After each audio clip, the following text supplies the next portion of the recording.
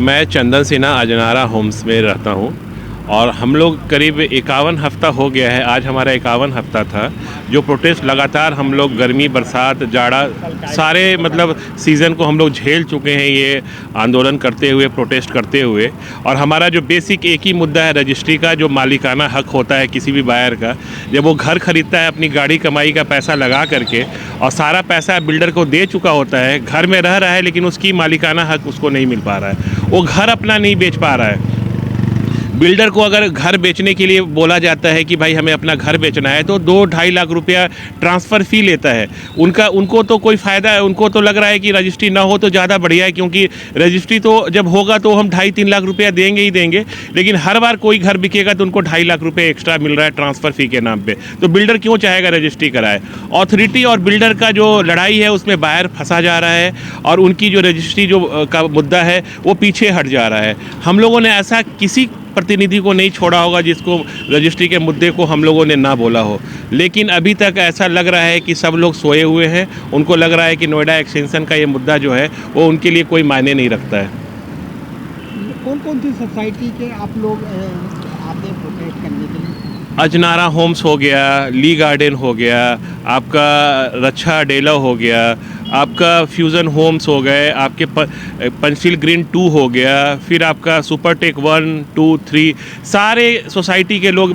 अगर मैं बोलूँगा कि इधर 1-2 सोसाइटी छोड़ करके बाकी सारे सोसाइटी के लोग कोई ना कोई प्रतिनिधि वहाँ से आते हैं और प्रोटेस्ट में शामिल होते हैं। आप लोगों को 1 साल होने जा रहा है लगातार प्रोटेस्ट करने के लिए, अब तक किसी प्राधिकरण के अधिकारी या जनप्रतिनिधि ने कोई सुनवाई की? हम लोग हर जगह पूरे साल मतलब पिछले 4-5 साल से तो हम लोग कर ही रहे हैं। पिछले 1 साल से भी हम लोग जो प्रदर्शन एक मूर्ति पे कर रहे हैं और ऐसा कोई नेता नहीं है जिनके पास हम लोग ना गए हों। लेकिन अब लग रहा है इलेक्शन आ रहा है तो कुछ नेता लोग मिलने के लिए कोशिश कर रहे हैं हम लोगों से, लेकिन उनका भी यही मकसद है कि चुनाव आ रहा है तो इनको थोड़ा मना लो, क्योंकि एक रजिस्ट्री एक मुद्दा है। यहाँ पे कम से कम 10 लाख घरों का ऐसा है कि ना तो पोजीशन मिला है, किसी का रजिस्ट्री नहीं हुआ है तो किसी का आधा अधूरा मिल गया है।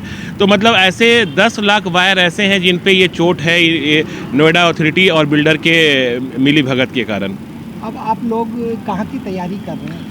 अभी हम लोग का एक जो 52 हफ्ता होने वाला है अगले संडे को, जो कि हमारा साल भर पूरा हो जाता है, तो हम लोग एक सांकेतिक, क्योंकि एक मूर्ति पर तो हम पिछले 1 साल से करते ही आ रहे हैं, तो हम लोगों ने सोचा है कि चलो एक नेशनल लेवल पे हम लोग मोदी जी को भी जाके बताएं कि भाई जंतर मंतर पे कि हम आपका एक जगह है नोएडा एक्सटेंशन जहाँ पे समस्याओं का शहर है और आप उस पर 2014 के पहले तक तो आपको सारी समस्याएं पता थी, लेकिन अब जो लग रहा है ऐसा है कि आपको वो समस्या लोग या तो बता नहीं पा रहे या बता दिया गया है कि समस्या सॉल्व हो गई है। तो हम चाहते हैं कि जंतर मंतर पे जब हमारा साल भर पूरा हो तो हम वहाँ पे जा करके अपना प्रोटेस्ट सांकेतिक धरना देने की सोच रहे हैं, ताकि उनको भी पता चले कि एक नोएडा एक्सटेंशन एक जगह है जहाँ समस्या ख़त्म ही होने को नाम नहीं ले रही है। एक मेट्रो भी एक समस्या है जो कि पिछले 10 सालों से चला आ रहा है। सरकार बोल रही है कि पूरा नोएडा एक्सटेंशन को बिल्डर ने इसी नाम पे भेज दिया है कि मेट्रो आएगी, और हर बार 4 बार DPR चेंज हो गया है।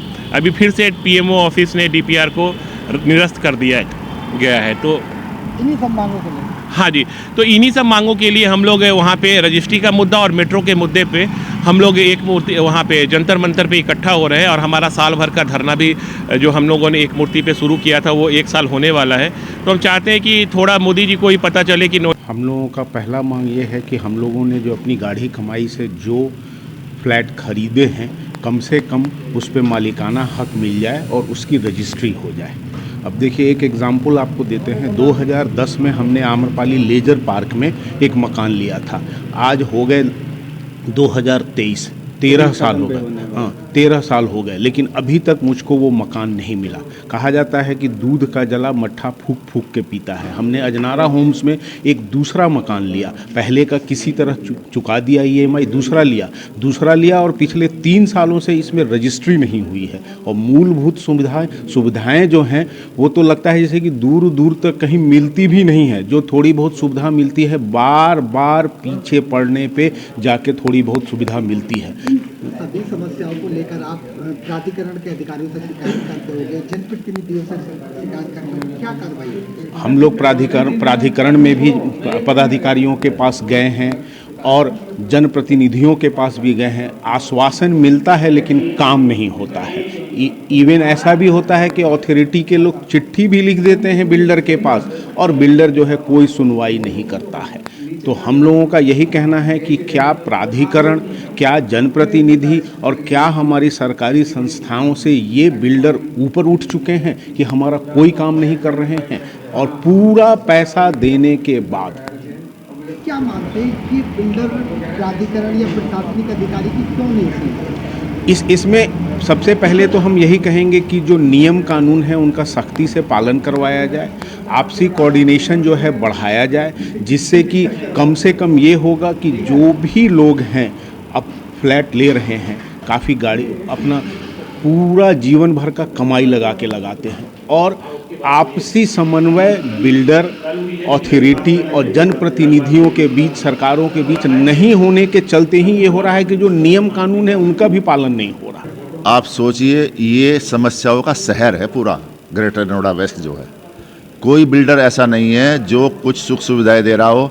लोगों ने अपने जीवन की गाढ़ी कमाई 60-60 लाख 50-50 लाख इनके यहाँ दे दिए हैं, आज तक रजिस्ट्री नहीं हुई। ठीक है, मेंटेनेंस नाम की कोई चीज़ नहीं है। पानी बिजली 2 चीज़ दे दी, बस हर महीने मेंटेनेंस ले लेते हैं। कुछ करने वाले ये लोग नहीं हैं, सिर्फ चोर बाजारी है, खा रहे हैं, अंदर डाल रहे हैं।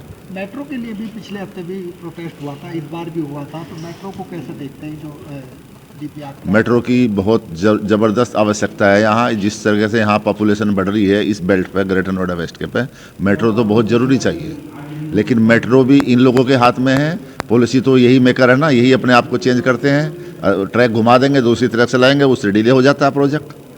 2 साल पहले मैंने सारी पेमेंट कर दी बिल्डर को, स्टैंप ड्यूटी पे कर दिया अथॉरिटी को, और आज तक हमारी रजिस्ट्री नहीं हुई है। हम लोग लगातार इसी बात का विरोध कर रहे हैं कि आखिर हमारी रजिस्ट्री क्यों रुकी हुई है। जब सबके पेमेंट पहुंच गए हैं तो हमें भी मालिकाना हक मिलना चाहिए घर का, अभी तक नहीं मिल पा रहा है।